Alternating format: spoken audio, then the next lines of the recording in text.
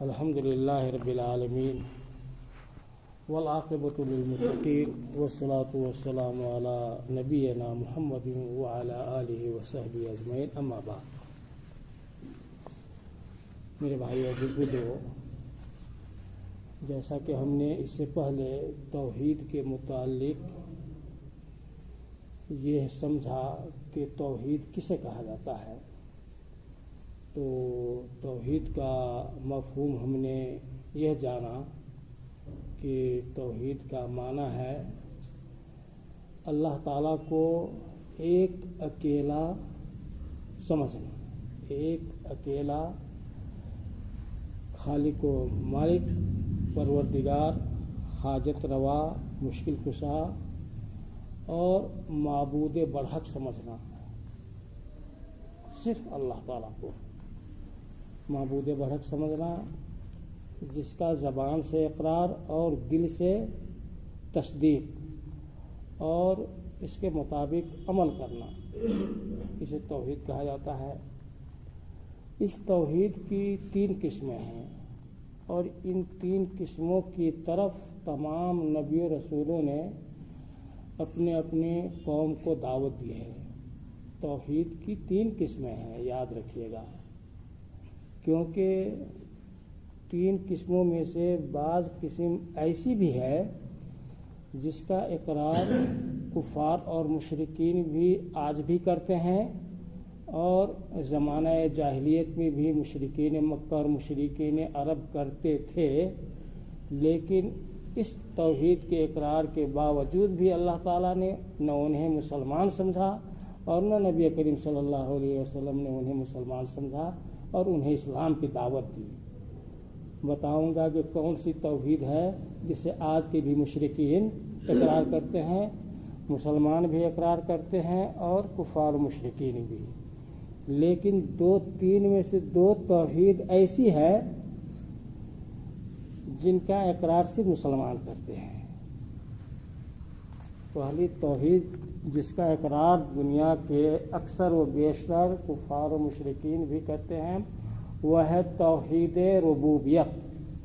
توحید ربوبیت توحید ربوبیت کا معنی کیا ہوا کہ اللہ تعالیٰ ہی کو پالنہار، خالق و مالک، رزق دینے والا سمجھنا، کہ وہی زندہ کرتا ہے، وہی مارتا ہے، وہی نفع اور نقصان کا مالک ہے، وہی مصیبت کے وقت میں دعاؤں کو سنتا ہے، اور تمام کائنات کے تمام مخلوقات کے اوپر اللہ ہی کا حکم چلتا ہے، اور ہر قسم کے بھلائی اللہ ہی تعالیٰ کے پاس ہے، نفع اور نقصان اسی کے پاس ہے۔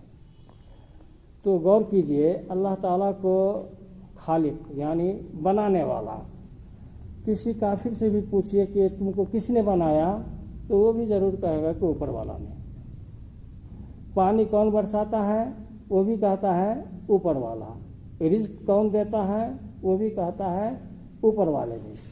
تو پیدا کرنے والا، رزق دینے والا، نفع اور نقصان پہنچانے والا، کائنات کے اوپر زمین و آسمان میں کس کا حکم چلتا ہے، اللہ ہی کا حکم چلتا ہے۔ تو اس توحید کو توحید ربوبیت کہتے ہیں، جس کا اقرار دنیا کے اکثر و بیشتر کفار و مشرکین اور تمام مسلمان کرتے ہیں۔ لیکن یہ یاد رکھیے کہ توحید ربوبیت کے اقرار کرنے سے آدمی مسلمان نہیں ہوتا ہے۔ مسلمان اور کافروں میں فرق ہو جاتا ہے توحید الوہیت میں، کہ اللہ تعالیٰ کو ہر قسم کی عبادت کے لیے مستحق اور لائق سمجھنا، یہی کہ پھنستا ہے معاملہ۔ اللہ تعالیٰ ہی کو ہر قسم کی عبادت کے لیے مستحق اور لائق سمجھنا اور اسی کے لیے عبادت بجا لانا۔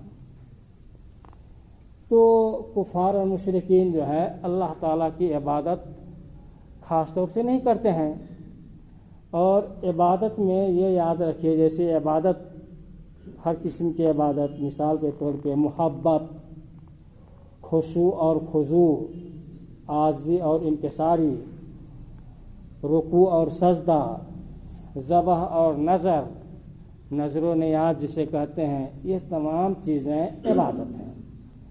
تو ان عبادتوں کا لائق اور مستحق سمجھنا اللہ ہی تعالیٰ کو اور اللہ ہی کے لیے خاص کرنا، اور جس نے ان عبادتوں میں سے جتنی بھی عبادتیں ہیں، ان عبادتوں میں سے کسی ایک قسم کو اللہ کے علاوہ کسی ایک کے لیے کر دیا، مخلوق کے لیے، تو وہ مومن نہیں رہتا ہے۔ چاہے اللہ کے علاوہ کسی کے سامنے، جیسے مثال کے طور پہ جو ہے رکوع اور سجدہ، چاہے نبی ہو یا ولی ہو یا کوئی، اس کے سامنے اگر کوئی رکوع اور سجدہ کر دے، رکوع اور سجدہ کیا، تو وہ عبادت غیر اللہ کے لیے کیا، وہ مومن نہیں رہتا ہے۔ تو جملہ قسم کی عبادتوں کو اللہ تعالیٰ ہی کے لیے خاص کرنا، اسے توحید الوہیت کہتے ہیں، توحید عبادت۔ اور توحید کی تیسری قسم ہے توحید اسماء و صفات۔ اسماء کا معنی کیا ہوتا ہے؟ اسماء یہ اسم کی جمع ہے، اسم کا معنی ہوتا ہے عربی میں نام، اور اس کے جمع ہوا اسماء۔ اور صفات یہ صفت کی جمع ہے، صفت کا معنی ہوتا ہے پہچان اور علامت۔ تو اللہ تعالیٰ کے لیے بہت سارے اچھے نام اور بہترین صفات ہیں۔ اچھے نام اور بہترین صفات ہم نے کہاں سے سمجھا؟ قرآن اور حدیث سے۔ تو وہ اسماء و صفات، یعنی وہ نام اور وہ صفات جو اللہ تعالیٰ نے اپنے لیے خاص کیا ہے، اور جس کا بیان رسول اللہ صلی اللہ علیہ وسلم نے اللہ کے لیے کیا ہے، ان اسماء و صفات کو اللہ ہی کے لیے خاص کرنا، اور ایمان اور یقین رکھنا، اور ان اسماء اور صفات میں کسی طرح کی تعویل نہیں کرنا، اور نہ مخلوق کے ساتھ تشبیہ دینا۔ اللہ تعالیٰ کے اسماء، اللہ تعالیٰ کے ناموں میں سے کتنے نام ہیں؟ تقریباً 99 نہیں؟ دیکھیے اللہ تعالیٰ کے نام ہے، وہ نام کہاں سے آیا ہے؟ یہ قرآن اور حدیث سے۔ اور اللہ تعالیٰ کے 99 ہی نام نہیں ہے، یہ جو ہے یہ نام جو ہے نا، تو یہ یاد کرنے کے لیے اور اللہ تعالیٰ کے جو ہے اس کے مطابق عبادت کرنے کے لیے، ان سے بھی زیادہ نام ہے جس کا علم اللہ ہی تعالیٰ کو ہے۔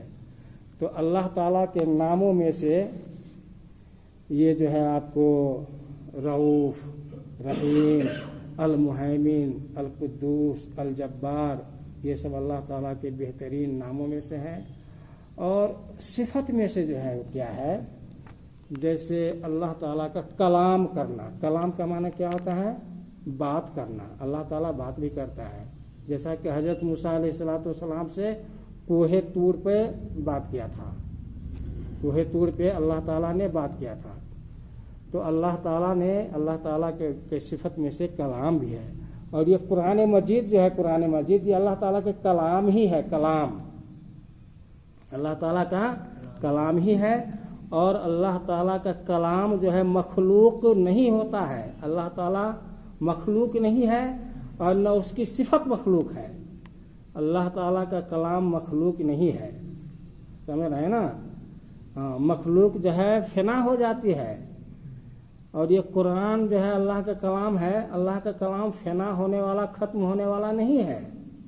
تو اللہ تعالیٰ کا صفت، اللہ تعالیٰ کی صفت میں سے جیسے کہا کہ جو ہے کلام کرنا، اللہ تعالیٰ کی صفت میں سے کیا ہے؟ آسمان دنیا پہ نازل ہونا۔